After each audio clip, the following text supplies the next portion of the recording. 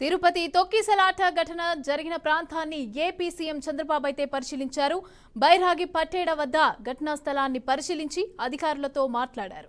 ఘటనకు గల కారణాలు అలాగే ప్రభుత్వం తరపున బాధితులకు అందిస్తున్న సహాయ కార్యక్రమాల గురించి కూడా సీఎం అడిగి తెలుసుకున్నారు.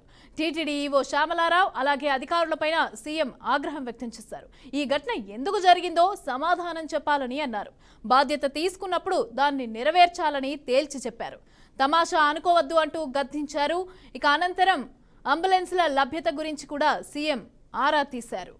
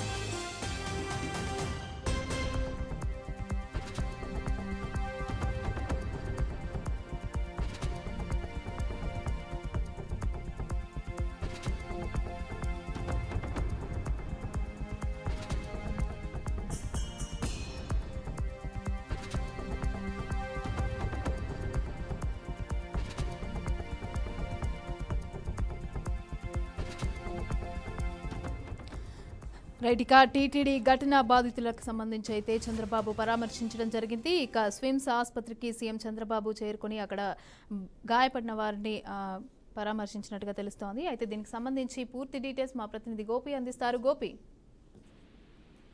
మమత, మొత్తం మీద నిన్న జరిగినటువంటి ఏదైతే ఈ ఘటనకు సంబంధించి భక్తులు చనిపోయిన ఘటనకు సంబంధించి ఇప్పటికే ప్రభుత్వం సీరియస్ గా ఉన్న నేపథ్యంలో ముఖ్యమంత్రి చంద్రబాబు కూడా కాసేపటి క్రితమే ఇక్కడికి చేరుకోవడం జరిగింది తిరుపతికి.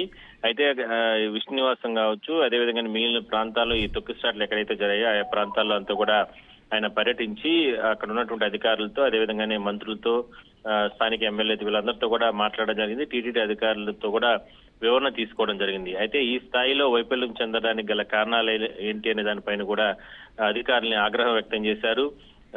లక్షలాది మంది భక్తులు వస్తూ ఉంటే మరి ఇంత వేలాది మంది భక్తులు వచ్చిన సందర్భంగా ఎందుకు ఇంత ఫెయిల్యూర్ అయ్యింది, క్యూ లైన్ లో మేనేజ్మెంట్ లో ఎందుకు ఇంత ఘోరంగా విఫలం చెందారంటూ కూడా ఎందుకు ముందస్తు చర్యలు తీసుకోలేదంటూ కూడా ఒకవైపు ఎస్పీ గారి పైన కావచ్చు, మరోవైపు టీటీడీ ఈవో, అదనపు ఈవో ఇట్లా చైర్మన్ పైన కూడా తీవ్రంగా ఆగ్రహం వ్యక్తం చేసినట్లు తెలుస్తా ఉంది.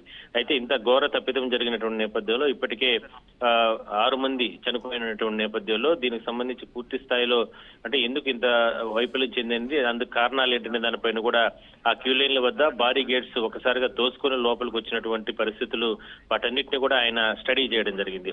అయితే అక్కడి నుంచి కూడా నేరుగా ప్రస్తుతం ఏదైతే తిరుపతి సిమ్స్ అదేవిధంగానే పద్మావతి ఆసుపత్రికి ఆయనకు చేరుకోవడం జరిగింది. మార్చిలో ఇప్పటికే చనిపోయినటువంటి వాళ్ళందరినీ కూడా వాళ్ళ స్వగృహాలకు ఒక ప్రభుత్వ అధికారిని ఏర్పాటు చేసి కలెక్టర్ వాళ్ళ స్వగృహాలకు కూడా తరలించడం జరిగింది పోలీసు భద్రతల మధ్య.